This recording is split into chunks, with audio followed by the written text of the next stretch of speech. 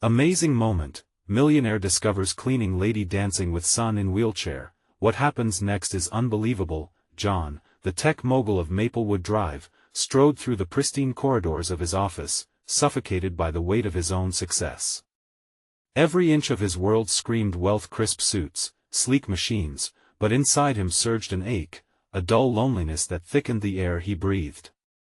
5 years since Emma's laughter graced their home. 5 long years since laughter painted their lives in vibrant hues. Alone in his grand house, he felt the walls closing in around him, their sterile elegance mocking him.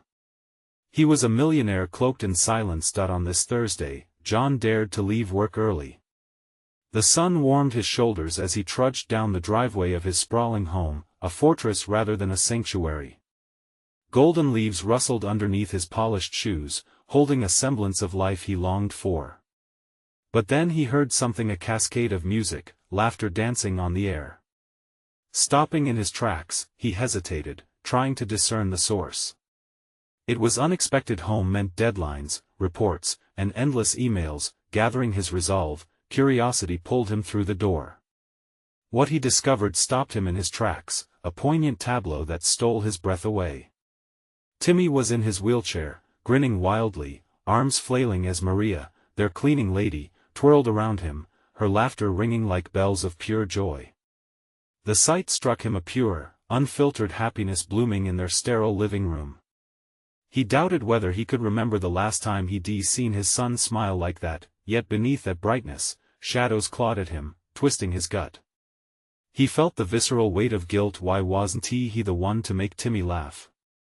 Why had he buried himself in his work, letting the richness of real moments slip away?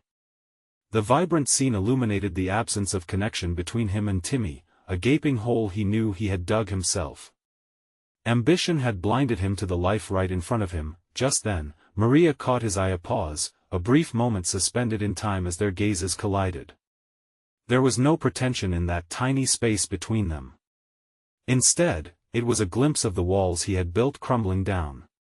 He questioned himself fiercely. Should he step into the warmth of this moment, join in the laughter, take the chance to really engage with his son and the woman who brought life back into their home? Or should he retreat to the cold comfort of his isolation, where the pressure to succeed reigned supreme, yet left him hollow inside? Before we continue, I need to tell you about something important that's happening. YouTube has been making changes to the system and many people are losing notifications from channels they follow. If you're enjoying the content, click the bell and mark all notifications so you don't miss the next videos. And if you can leave a like, it really helps with reach. Seriously, it makes a difference. Oh, tell me in the comments where you're watching from. I'm always curious to know who's on the other side of the screen. Now let's continue. As the last note hung in the air like a heavy fog, John stood paralyzed. The stakes weighed on him like lead, and anguish tightened the knot in his chest. If he jumped into this world where joy lived, would he sacrifice the very success he had fought for?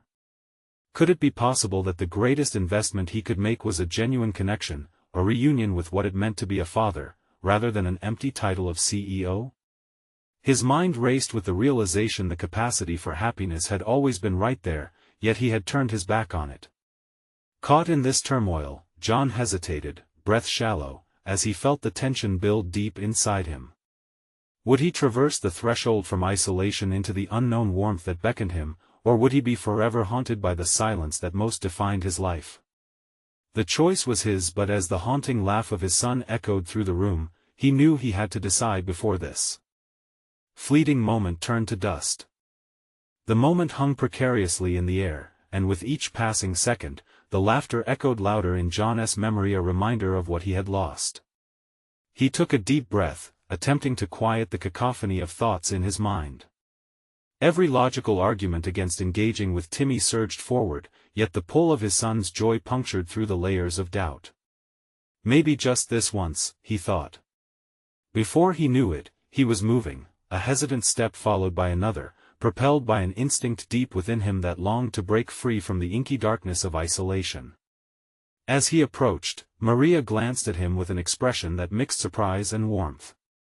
Time seemed to slow, wrapping around him like a comforting embrace. Want to join us?" she asked, her voice playful yet sincere, as if inviting him into a world he had abandoned. John cleared his throat, suddenly aware of the unfamiliar sensations swirling inside him. "Sure," he replied, falling into the rhythm of their laughter. He positioned himself beside Timmy, who looked up with wide, expectant eyes, and for a moment, everything else faded away. As the music cascaded through the room, John tentatively took Timmy's small hands, the warmth of his son's grip igniting a long-forgotten spark. Maria twirled around them, her exuberance infectious, and soon, he found himself managing a fragile smile. Was this what he had been missing? The sweet surrender to simply being present? An overwhelming wave of emotion coursed through him, joy intermingled with grief, longing dulled by the euphoria of connection. He had come so far from the man who had cloaked his heart in ambition, yet now, standing alongside the two, he was astounded by how quickly that distance shrank to nothing. As they danced in their small circle, reality crashed in again. The shadows crept back, whispering doubts and fears about his responsibilities, success, and the relentless pursuit of more. What would this distraction cost him? Could he balance being a devoted father while still leading a multi-million-dollar company? Still, amidst the chaos of questions, a revelation stirred within him. He began to wonder whether success was measured solely by profit margins and market cap, or rather by moments like these, fleeting yet profound. Maybe it was time to redefine what true achievement looked like, to expand the vision he had clung to for so long. After the music stopped, Timmy looked up with a radiant expression, and it hit John harder than expected. The unspoken words in his son's eyes silently echoed a plea for connection. "Will you stay for dinner?" Timmy asked, hope distilled into simplicity. John paused, realizing this moment held a greater significance than just a casual invitation. It was a crossroads, a choice between retreating back into the comforting void of wealth or embracing the vulnerability of family. "I'd love to," he finally responded, words tinged with a newfound clarity. What spurred in him was a stirring resolve. No longer was he merely an observer in his life. As they moved toward the kitchen, laughter falling around them like confetti, John felt the uncertainty lead to determination. A new plan formed within him, a quiet but powerful promise to himself. He would not only be a presence in Timmy's life, he would become an active participant.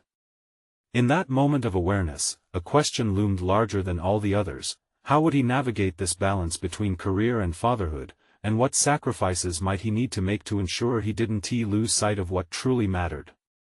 The time had come for him to confront not just the choices of his past, but to confront the self-imposed barriers that threatened to cage him once more. As the warmth enveloped him, the next chapter of his life beckoned, filled with both risk and immense potential. Would he be prepared to face the hard truths that lay ahead, or would fear rear its ugly head once more? The shadows remained, but for the first time in years, he felt ready to engage with them. As the clattering of plates filled the kitchen, John caught glimpses of the life bustling around him. The warmth of Timmy's laughter seemed to radiate not just from his son but from Maria too, whose vibrant spirit had a way of lighting up the dim corners of John's heart. In the simple acts, pulling chairs out, setting the table, and sharing food, he felt grounded in something that had been absent for far too long, yet in the back of his mind, his professional obligations lurked. Emails stacked up like storm clouds, deadlines looming ominously over him, each tethered to expectations he had set and achievements he had chased. For a fleeting moment, he considered reaching for his phone, but the thought vanished when Timmy's tiny hands reached for him to help with the spaghetti. Pulling his attention back to the dinner table, John realized that facing his fears was not just about confronting the shadows of his past but actively choosing to anchor himself in the present. "Tell me more about what you did at practice today, buddy," John said, keeping his tone light.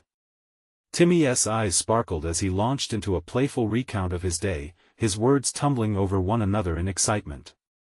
Each detail felt illuminating, marking a profound shift within John.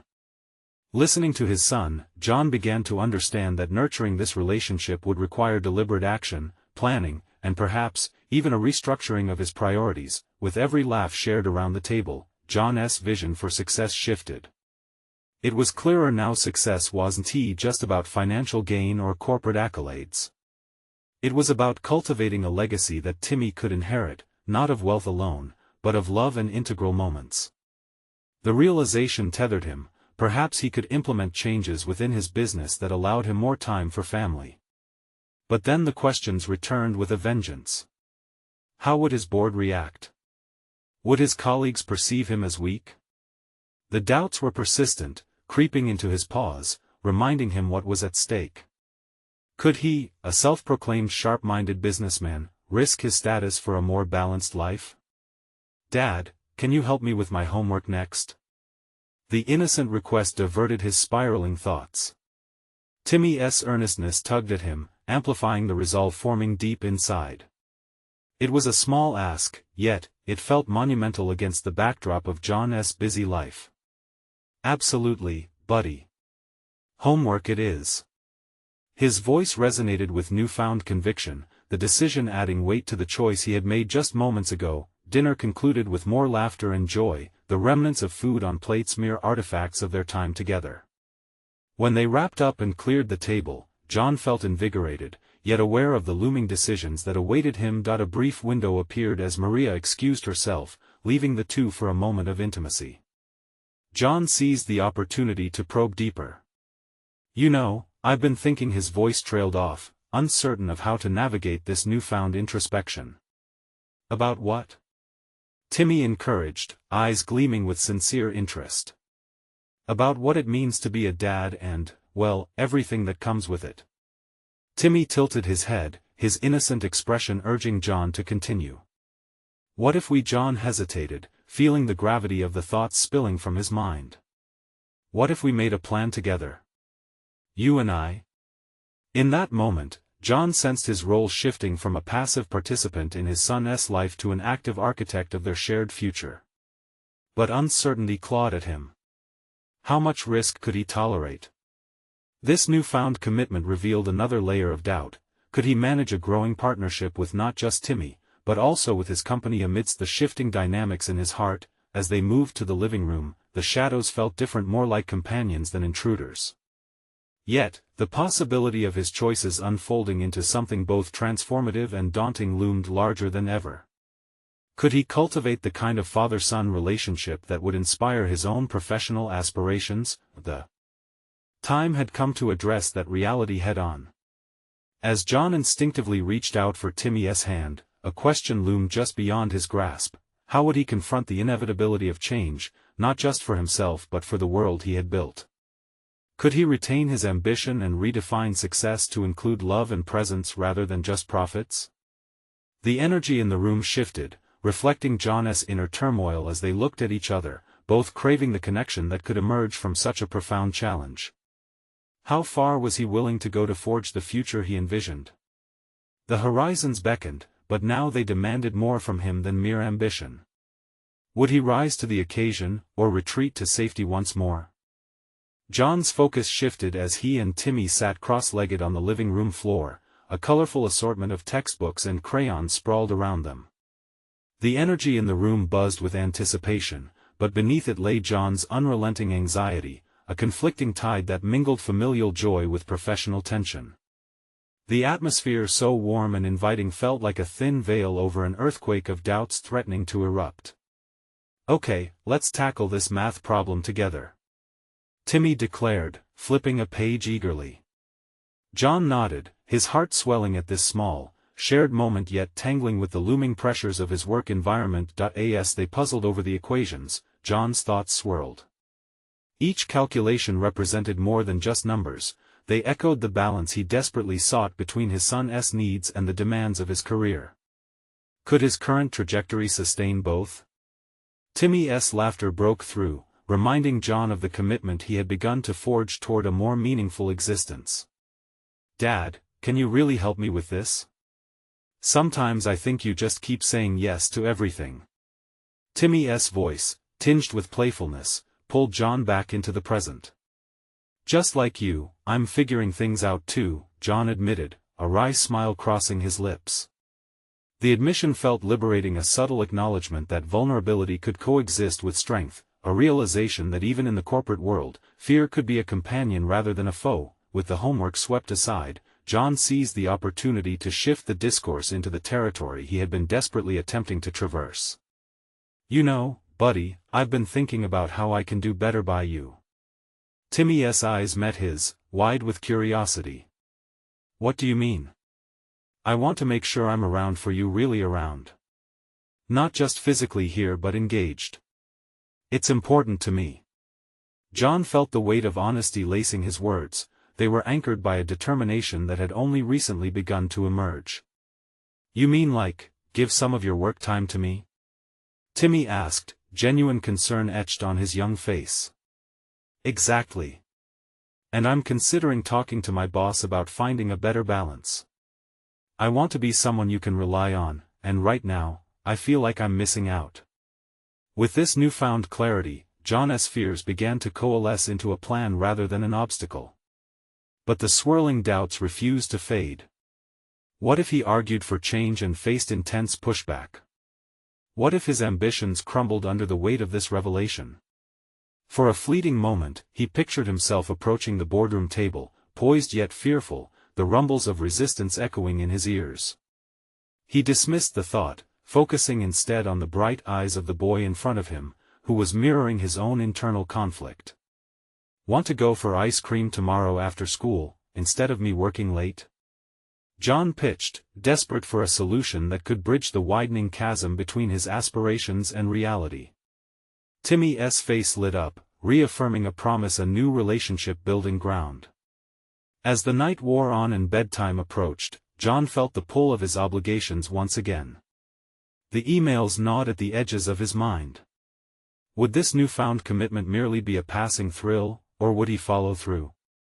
Bracing himself for the workweek ahead, he could already hear the steady thrum of the corporate machine ready to swallow his good intentions whole. Before slipping into bed, he pulled out his laptop, fingers hovering, torn between tapping into his work or nurturing the plans they had just woven together.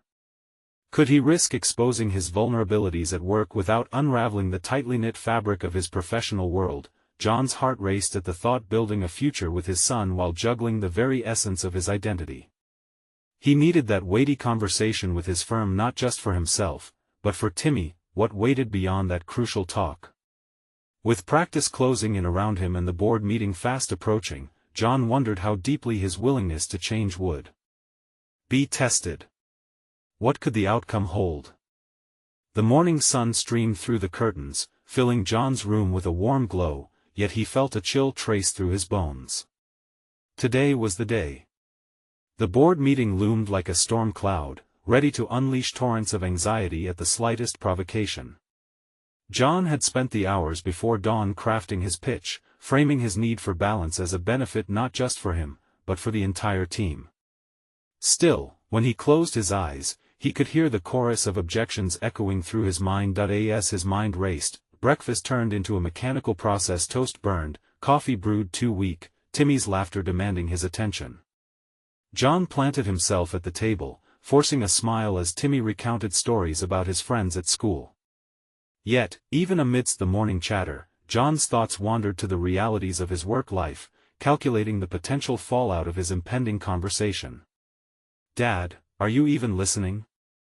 Timmy's voice pulled him from his reverie, his small hands tapping the table impatiently. "Sorry, buddy. Just a lot on my mind," John admitted, ruffled by the inevitability of compromise. Timmy offered a concerned frown, bringing a wave of guilt crashing over John for letting work overshadow their time together. "What if I helped you practice what you wanted to say?" Timmy suggested, eyes sparkling with a sincerity that struck John deeply. At first, he hesitated. How could he involve his son in an adult dilemma? But the urgency of his commitment to change outweighed the impulse to shield Timmy. "Okay. Let us play it out." They crafted hypothetical objections and rehearsed counterarguments, Timmy's innocent perspective giving John insights he hadn't previously considered. "If you really believe it's the best thing, Dad, then you just have to tell them." 2 hours later, they sat in a tense silence, John wrestling with the weight of his son's advice. Life intersected in unexpected ways, and he felt an urge to embrace this new reality. He had a clearer vision now, a father not pulled in two directions but standing firm, selecting quality presence over empty hours. The drive to work was a study in contrasts. Traffic crawled, a mirror of his own internal frustrations. John gripped the wheel, battling an internal monologue that questioned whether he was prepared to deliver his message, fearing the harsh judgment of his superiors. Was the world ready for a more vulnerable leader? As he strolled into the office, the air thickened with corporate tension, grinding against his resolve. Colleagues smiled, exchanging pleasantries, while whispers of impending shifts had begun circulating. Did they know? Did his vulnerabilities manifest in ways he couldn't see? Sitting at the boardroom table felt like entering an arena. The polished surface reflected back a facade of confidence he didn't entirely feel. Meeting eyes of fellow executives, John recollected Timmy's words, believing in a message could be a powerful catalyst. As the discussion commenced, John's carefully crafted paragraphs crumbled under scrutiny. He stuttered through his narrative, appearing weaker than he intended. Yet, when the conversation shifted towards productivity metrics, John seized the moment, his voice steadier than he anticipated. I've taken a hard look at how my work-life balance affects my performance. I genuinely believe that allowing flexibility will not only improve my output but foster a healthier team culture. The room fell silent, and every head turned towards him, eyebrows raised. The palpable tension made John doubt whether he'd gone too far. What would his boss say? Could he handle the inevitable pushback? As he blinked away self-doubt, he realized he was already committed. He had stepped onto the precipice of change.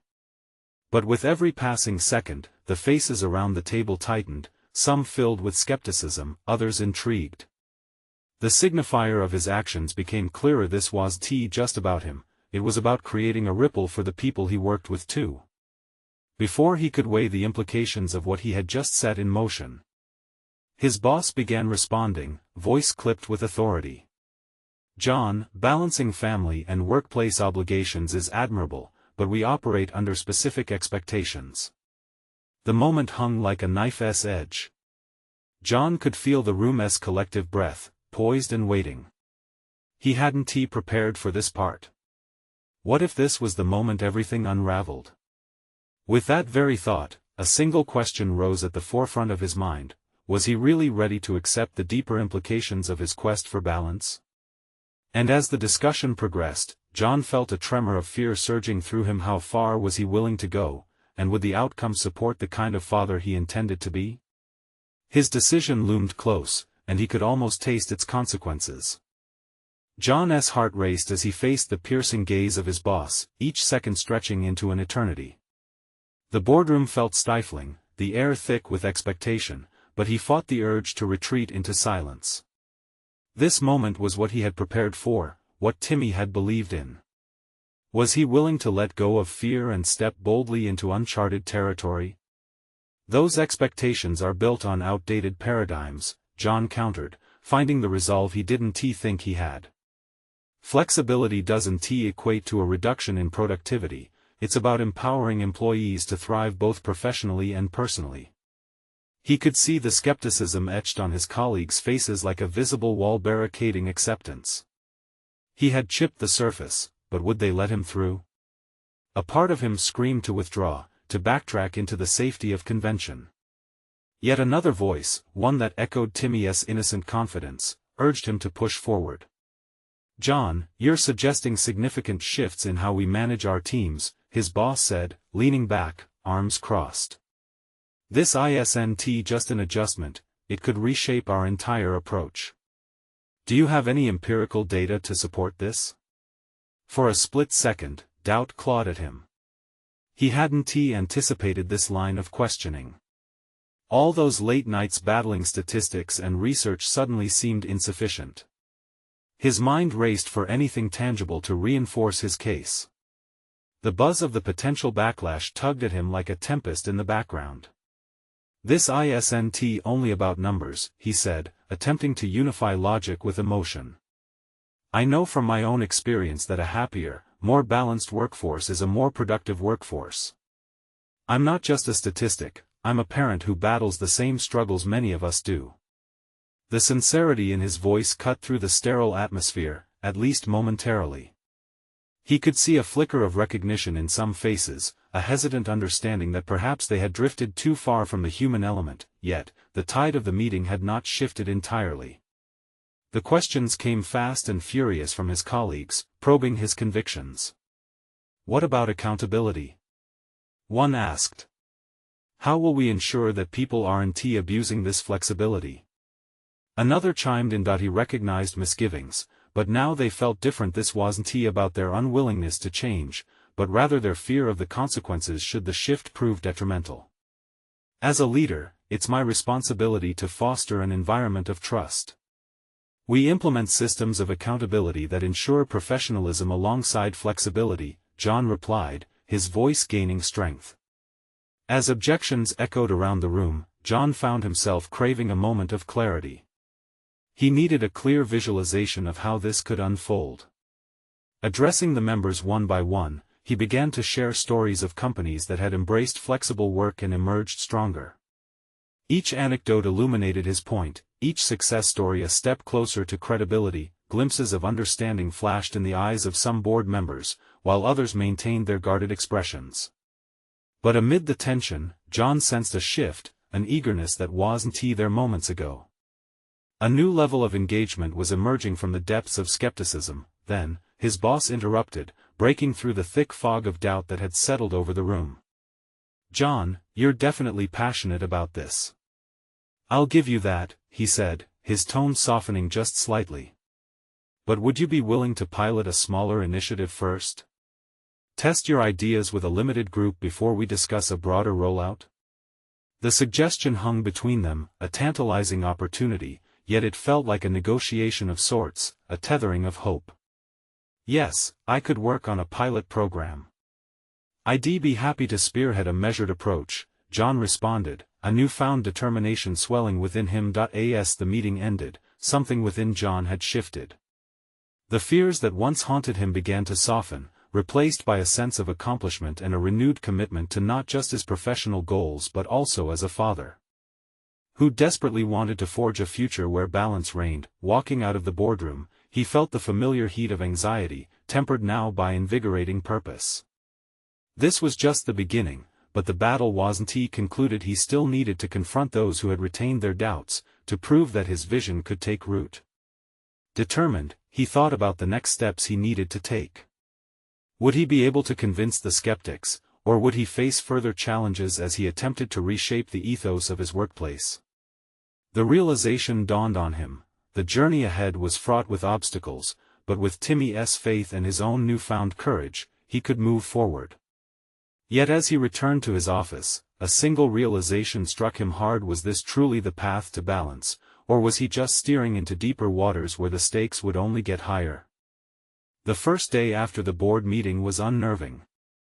John's desk was cluttered with post-it notes, ideas for the pilot program, reminders to follow up with colleagues, and messages of encouragement from what felt like more distant allies than close friends. His mind buzzed with anticipation and anxiety, a cocktail of contradictions that made it hard to focus. He leaned back and took a deep breath, forcing himself to sift through thoughts and outline a plan that would reassure skeptics yet still drive the change he believed was necessary. The idea of leading the pilot was surreal yet exhilarating. Not only did it mean working on something he was passionate about, but it also placed him in a role where he could truly test his capabilities as a leader. After several hours, he decided to reach out to a few trusted colleagues, people he believed would understand and support his vision.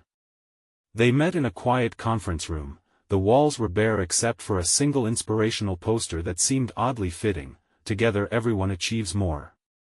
The irony was not lost on him. Here they were, discussing change in a space designed to promote teamwork yet lacking real warmth. "Thanks for coming," John began, feeling the weight of the moment in his chest. "I know this isn't the conventional route, and that's why I need your insights and support." The room was silent, skepticism tinged in the air. Clara, a senior HR manager and one of his most outspoken critics in the board meeting, raised her hand. "Do you really believe that this flexible model will work? Isn't it too risky, especially with the current workload pressing down on us?" John fought a wave of frustration, reminding himself that her concerns were valid. I do believe it can work. But I need your input on how we shape it. This isn't just my idea, it's going to be the result of collective effort. As they began to brainstorm, John felt the atmosphere slowly shift.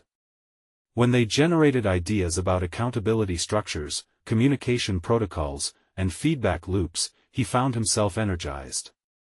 They discussed potential metrics to gauge success, ways to track productivity without infringing on privacy, and tips for creating a supportive work environment. Yet another challenge loomed ahead, the dreaded presentation to the board about their formulated approach.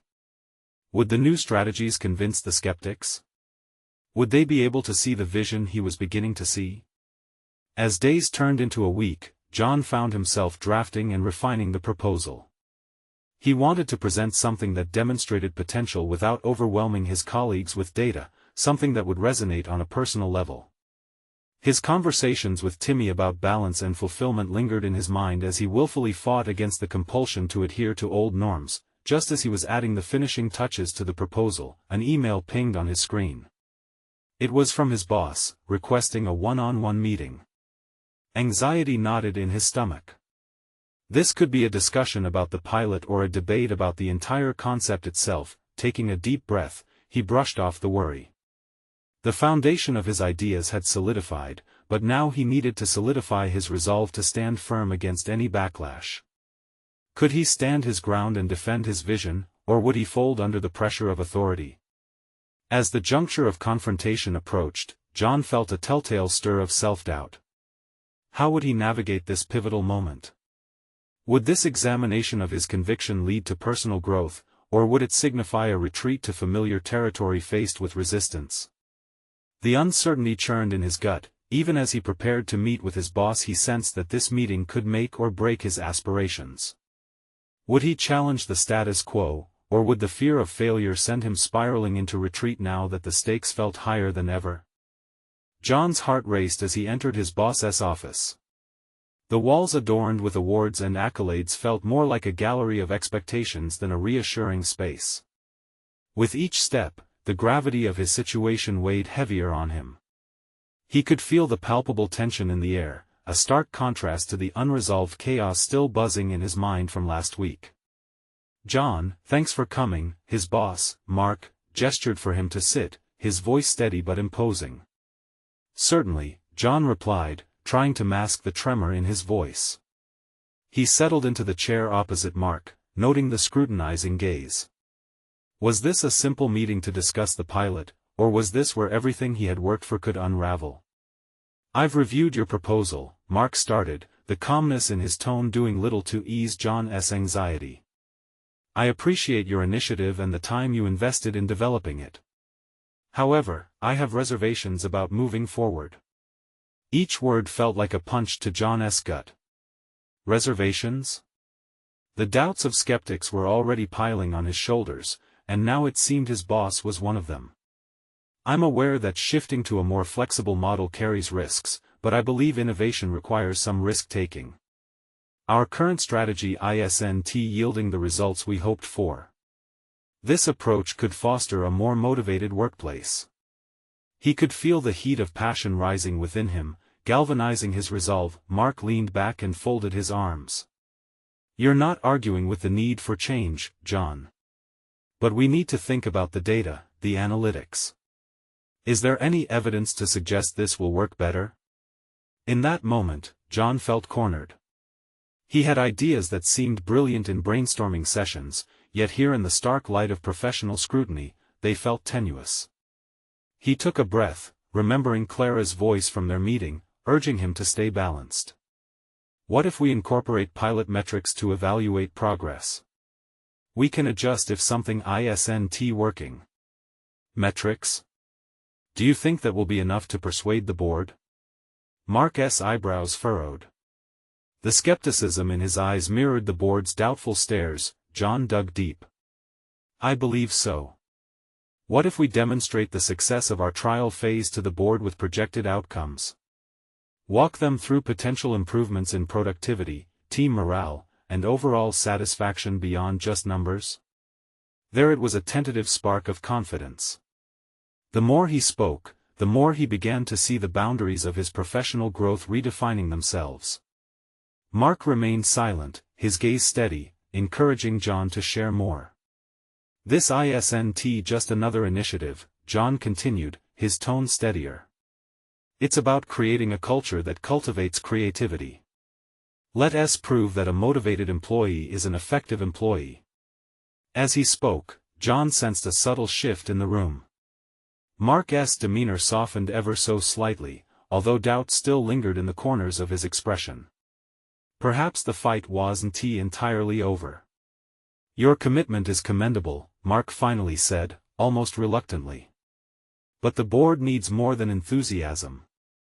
They need to see you can lead this change." John's stomach knotted again at the thought. Lead? Would they respect him, or would they view him as a mere cog in a different wheel of organization? "I can do this," he asserted, willing the words out, aware of their significance. "Just give me the chance." Mark studied him for what felt like an eternity. "Fine. But understand, if you're leading this pilot, you will be the one held accountable.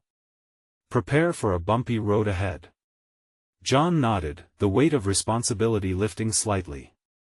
Coming back from the edge of hesitation felt invigorating. He could grow, improve not just in the eyes of the board, but in his own. As he wrapped up the meeting, a new realization flooded through him. He was no longer just an employee hoping for change, he was a catalyst. Once the door closed behind him, John took a breath, feeling the stakes rise again. The reactions of his colleagues and the board were now shaping his path. What unforeseen challenges awaited him as he assumed this leadership mantle? Would he rise to meet them, or would the shadows of self-doubt loom larger than the aspirations he'd just nurtured? John stepped into the busy office floor, 1,000 thoughts swirling in his mind, each one sharper than the last. He had the unsettling sense that every eye was on him, scrutinizing the shift in his role from an ordinary employee to a leader, if only in title for now. As he walked past the rows of cubicles, he could feel the weight of anticipation tempered by skepticism. His colleagues would be watching closely, waiting to see how he would handle the pressure. He arrived at his desk, cluttered with reports and highlighters, and paused to settle himself. What did leadership even mean? He had seen others lead with varying styles, some with charisma, others with dominance. Suddenly, John wondered if he had truly understood the essence of what it means to inspire others. Pulling out a notepad, he began outlining his strategy. At first, the ideas came in bits and pieces, a jigsaw puzzle of vague visions. He recalled Mark's words and the worries of the board: metrics, testing, evidence of success. John's instincts told him to summon creativity, to imagine beyond the confines of corporate analytics. But could he balance that creativity with the hard data that seemed to be their love language? He decided to call a brainstorming session. John sent out an email to his team, inviting them to contribute ideas for the pilot program. The seconds felt like hours as he waited for responses to trickle in. What if no one showed up? What if they didn't take him seriously? Those familiar threads of doubt began to creep back, wrapping around his thoughts like a vice. But then came the replies, slowly at first, building to a crescendo. Ideas floated in from colleagues eager to participate. The enthusiasm was palpable, each email igniting small sparks of hope.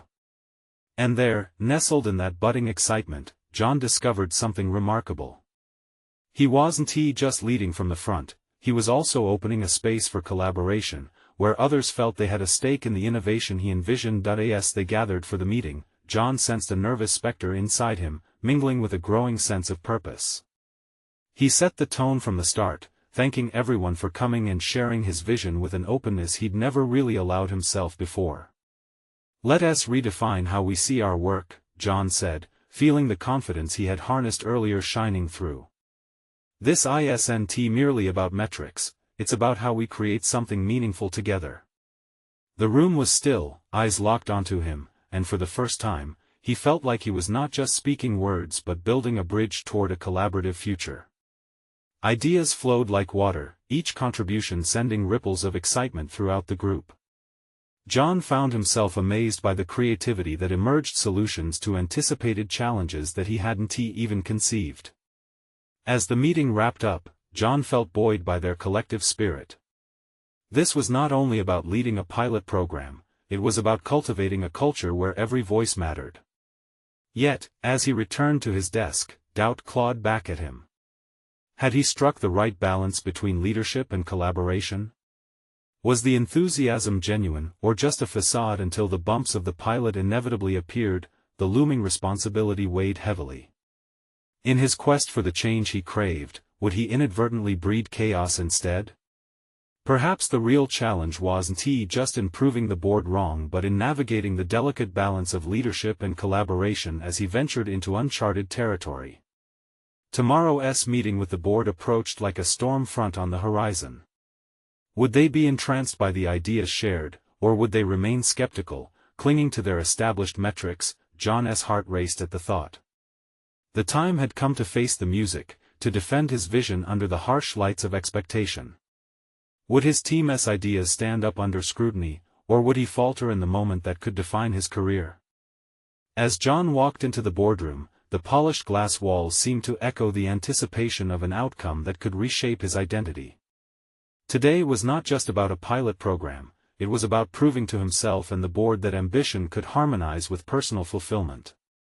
The long journey from isolation to engagement crystallized within him. He had evolved from the guy burdened by success to a man advocating for balance. The room fell silent as John took his seat, his heart pounding like a drum in a parade. He felt the weight of every skeptical gaze, but, rather than shrinking under scrutiny, he felt a spark of resolve ignite within him. The air was thick with expectation, and as he glanced at the array of board members, he grasped that he was now not just an employee reciting figures, he was the voice of transformation. "Thank you for meeting with me today," he began, his tone steady and confident. "Last week, I proposed shifting toward a flexible work model guided by our collective insights and driven by the necessity for a more meaningful workplace." Each word solidified the resolve he had come to embody. His thoughts drifted back to Timmy's innocent belief in his plan and Maria's joyous laughter in their living room, reinforcing that he was navigating this challenge for more than just his career, it was for their futures. That he proceeded to outline the metrics gathered during the brainstorming sessions: productivity indices, employee satisfaction surveys, feedback loops. With visuals projected behind him, he illustrated potential outcomes, showcasing how flexibility could enhance overall morale without jeopardizing performance. But it wasn't just the numbers he shared. He wove personal stories of resilience and hope, the kind of profound shifts he imagined intertwining in the fabric of their corporate culture. The room absorbed his narrative, noting the tangible excitement in the eyes of those who had rallied around this vision. Yet, skepticism arose from the corners as his boss leaned forward. "John, numbers are important, but can we really believe that easing the pressure will lead to more productivity?" In that moment, John leaned into conviction. The essence of leading is not merely about profits, it's about nurturing an environment where our teams feel valued and motivated to bring their best selves to work. A pilot program is necessary to measure this shift's real impact. As silence enveloped the room, he sensed a shift. The board was slowly diving into a consciousness of collaboration. He felt solidarity emerge as voices joined him, presenting perspectives from previously skeptical members who had witnessed his determined transformation. "Let us approve a trial basis," one member said, his expression less guarded. "We can monitor results together." "Yes, let us hold ourselves accountable while we navigate this shift," another added. Witnessing this gradual unification filled John with reinforced determination. His proposal was morphing from a solitary endeavor into a collective promise, and for the first time, the potential for genuine change felt realizable. After the meeting concluded, John experienced an exhilarating mix of emotions: validation mixed with humility, triumph tinged by awareness of the challenges ahead. Success was within reach, but it was just the beginning. As he exited the building, the sun blazed brightly over the Maplewood skyline, energizing him with the possibilities that lay ahead. The office environment, once a source of trepidation, transformed into a canvas for growth and opportunity. Days turned into weeks as the pilot program launched, John found himself immersed in new dynamics, equally engaged with communicating across the board and fostering open dialogue among his team. Driven by a sense of profound purpose, he embraced both the challenges and triumphs, proud of the strides they were collectively making. Through the intricate balance of his personal and professional lives, John achieved that vital connection with Timmy, regularly intertwining father-son time with work responsibilities. Ice cream outings, homework sessions, and even unexpected jam sessions filled the spaces once occupied by loneliness. The warmth of laughter resonated within their home again, painting colors into the grayed tapestry of John's earlier life. The shadows that loomed weren't gone, yet they no longer dictated his path forward. By embracing vulnerability and stepping into the nurturing role of a father, he had proved that real fulfillment emanated from authentic connections. With the successful pilot evaluation underway, John stepped into a new realm, a realm where corporate ambition met personal happiness, where nurturing relationships transformed into tangible achievements. He had achieved what he never thought possible, an established balance that honored both ambition and presence.